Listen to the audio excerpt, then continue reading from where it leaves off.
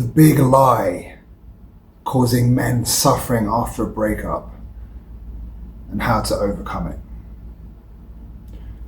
One of the biggest things that causes men to get stuck after a breakup are concepts such as the soulmate, the one, princess, love of my life. Oh, God, did I actually just do that? Yeah. Love of my life and all that kind of stuff. So this is nothing new. This isn't exactly groundbreaking. This has been spoken about before, but it has to be emphasized and reiterated again and again and again until it goes in here. Because you have to basically reprogram yourself. Yeah? Women are not that special. Sure, women are lovely sometimes, but they're human. Yeah? They're kind of like men, except they're women. They have a dark side, like every single human being, and they're not above us, and it's not up for men, or up to men, to kind of prove ourselves, although many would like you to believe that. But it's detrimental to your mental health. And so this is why you have to break the spell. And like I said, this isn't me hating on women. This is just me leveling the playing field somewhat. Because otherwise you're going to be trapped. And the whole point of this channel is to untrap you from your own mind and the cultural hypnosis that you are under, and put you into a different trance, one that is beneficial for you. And if you're happy, then you're more likely to act more happy towards those people around you, and so there's a knock-on effect and society becomes better, and maybe the world becomes better. Of course, this is very grandiose, but the whole idea is if the more positive people there are, the better the world is. You know, on the other hand, the more angry and upset and demonic and dark people there are in this world, causing pain and suffering, the more shit this world is. Either way, you only have one life. Unless you can prove life after death, even if I might believe that, even if you might believe that, we can't prove it, and we'll only know when we pass that crossing. So the point being is you should make the most of your life. And is suffering and thinking about your ex doing that? No. So you have to snap out of this concept of, oh, she was the one. Oh, she was such a beautiful girl. Oh my God, she was the love of my life, etc. Yeah, because that's, well, look what I'm doing. I'm sulking, I'm pitying, I'm moaning, I'm desperate, I'm needy, I'm pathetic. Fuck that shit. Yeah? That's not sexy. Not that you have to be sexy, but it's just not fun. It's not cool to be around. Yeah? You probably, if you saw yourself doing that, you'd be like, oh my God, dude, you'd be repulsed by yourself. Yeah? So, we don't do that. Okay? We stop doing that. So again, this idea, this romantic idea, is basically propagated by religion and other cultural paradigms. But it's a form of control. Yeah? Regardless of what religion you are, whatever. Yeah? Religion is still a form of hypnosis. It's cultural hypnosis, and hypnosis is used to control somebody, especially if they aren't aware of it.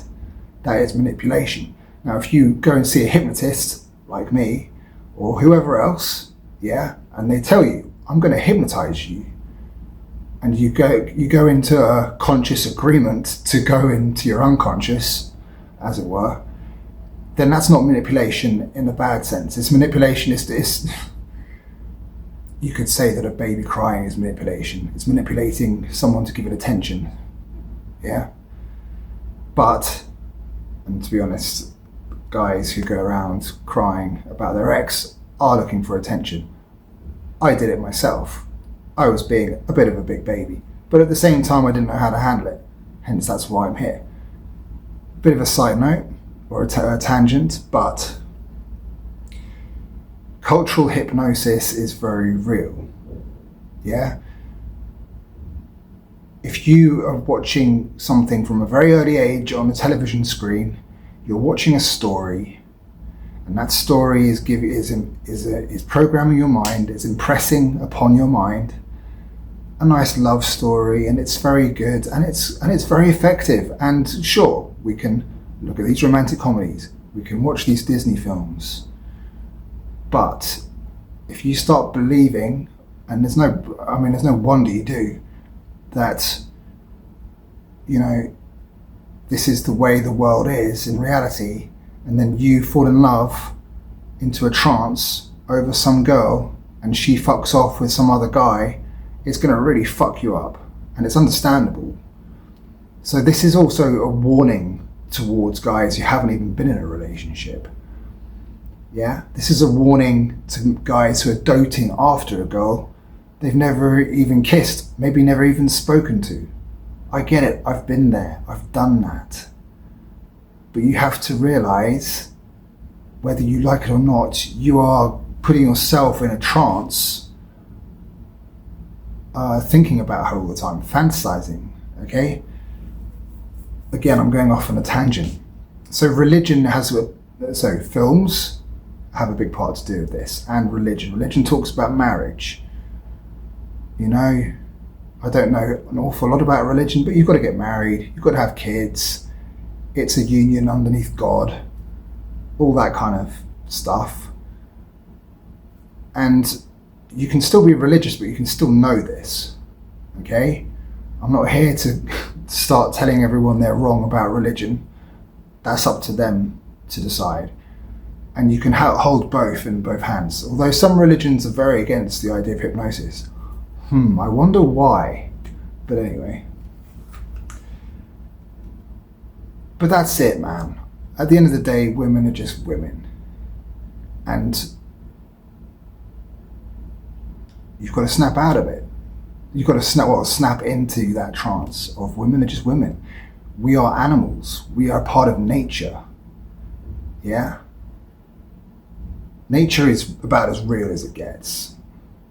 From a scientific point of view, you can also add a bit of magic into there, a bit of mystery, because it is pretty impressive. You can say it's the creation, fine, but it's still nature. Nature has laws, okay? And those laws are that we are basically, and from a biological point of view, we are animals. We are a part of the animal kingdom.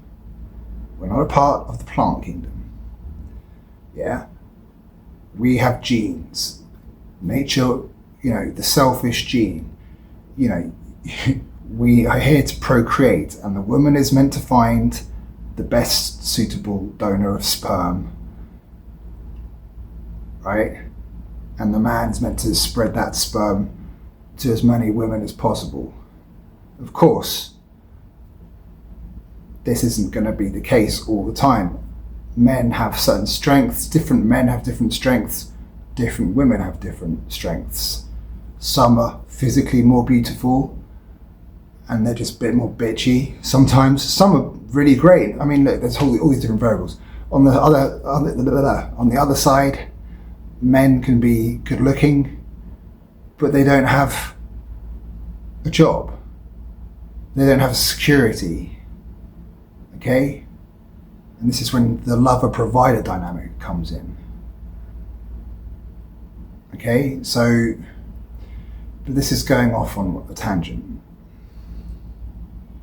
Okay, I just want you to understand that this idea of the one, putting women on a pedestal, soulmate stuff, isn't helping you. And you can just look at it from an objective point of view, that you were hypnotized from an early age, programmed by society, conditioned by society. It's all the same thing. Yeah? And that's it. And now it's time to break the spell. Okay? Now, I will go into this in other videos. If you like this video or find it interesting in some way, please like it. If you think you would like to know about more things about this, and there will be more, then you can hit the subscribe button. This does help me, and it's free. It doesn't take a lot of effort, it's just a ding, and it's nice because it helps me reach more people, and more people I can reach. One, I know that I'm doing something good. Two, I can actually maybe help somebody, you know, potentially. I mean, it's all a filter system, a funnel. And then I can actually earn a living. Otherwise, I'll just go and do another job. And there'll still be loads of guys wandering around going, oh, I don't know what to do, you know? So, if you're interested, you can read my book. The links are down below. You could also get some coaching with me. You could also get some group coaching. And I'm working on a program to make it even more affordable for those people who can't afford much, because the world is diverse in its financial situation, shall we say. I get it to a certain extent. I've traveled the world. Anyway, I want to help people, and I want to help men, because I understand that men have a hard time. I was there myself many times. You don't just decide to become a breakup coach just for the shits and giggles. Anyway, if you have any ideas, comments, I mean, tell me, answer this question. Have you ever had one-itis? They call it one-itis. Have you ever been stuck on a girl thinking she's the one? Have you ever thought she was the love of your life? Have you ever thought, God, I think she might be my soulmate? And then she vanishes. You ever had that happen? Tell me about it.